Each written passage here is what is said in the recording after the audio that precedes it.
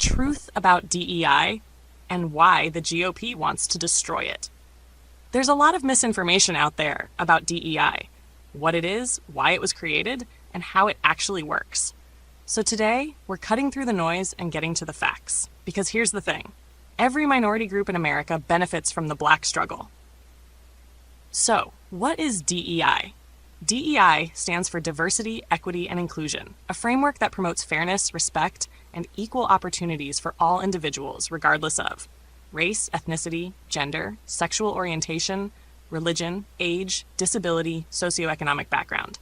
Let's be real. Giving everyone a fair chance is a good thing, as long as they have the skills and qualifications. But to truly understand why DEI was created, we need to take a hard look at American history.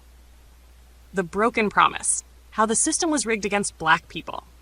After the Civil War, in 1865, Union General William Tecumseh Sherman issued Special Field Orders No. 15, promising 40 acres of land to freed Black families, a chance for true economic independence. Sounds fair, right?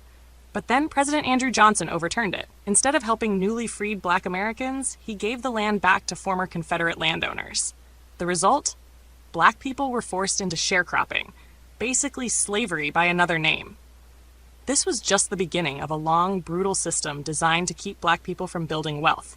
Even after slavery was abolished, the fight for basic rights was far from over. The fight for citizenship and voting rights. Let's talk about amendments. The Constitution wasn't originally written for Black people. It was written by white men, for white men. Every civil rights gain had to be fought for.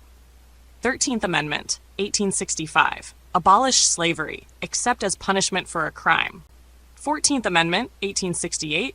Granted citizenship and equal protection under the law. 15th Amendment, 1870. Gave Black men the right to vote, in theory. But even though the 15th Amendment gave Black men the right to vote, the system fought back. The white power structure in the South created obstacles: bogus literacy tests, poll taxes, intimidation, and even outright murder. It took nearly 100 years until the Voting Rights Act of 1965 to actually enforce what was promised in 1870, the Republican Party's role in suppressing DEI. Now let's talk about the GOP. The Republican Party has demonized DEI to fit their narrative. They want you to believe that DEI is about hiring unqualified minorities, but that's a lie. The real reason they hate DEI?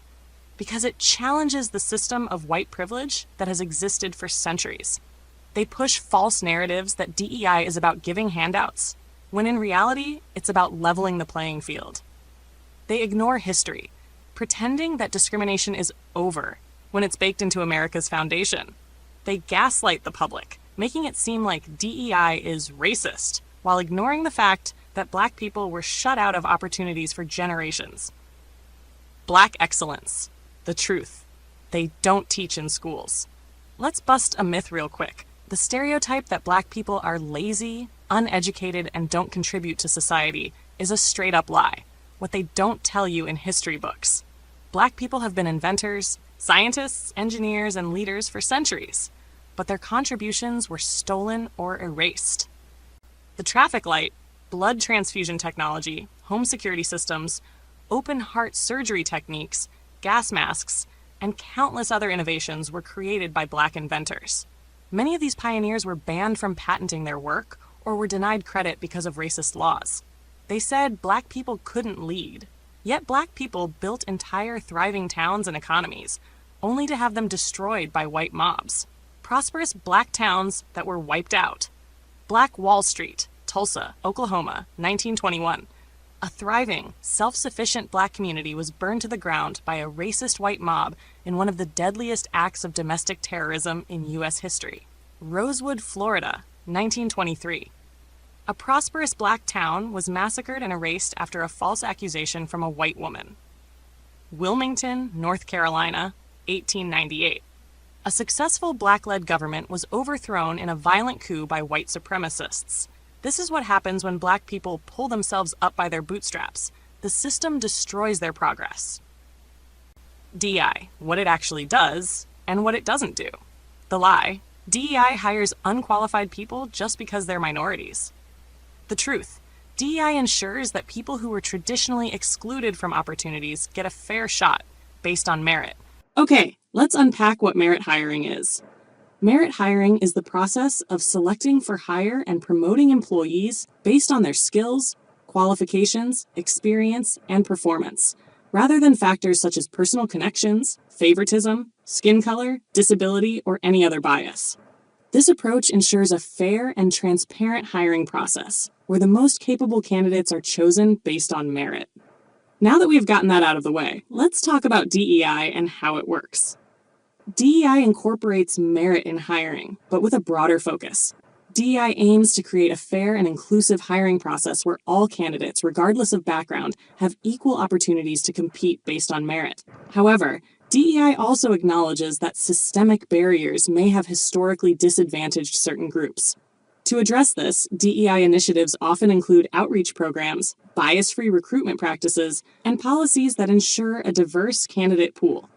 The goal is not to override merit, but to ensure that merit is equitably assessed and that all qualified individuals have a fair shot at success. In essence, DEI and merit hiring can work together.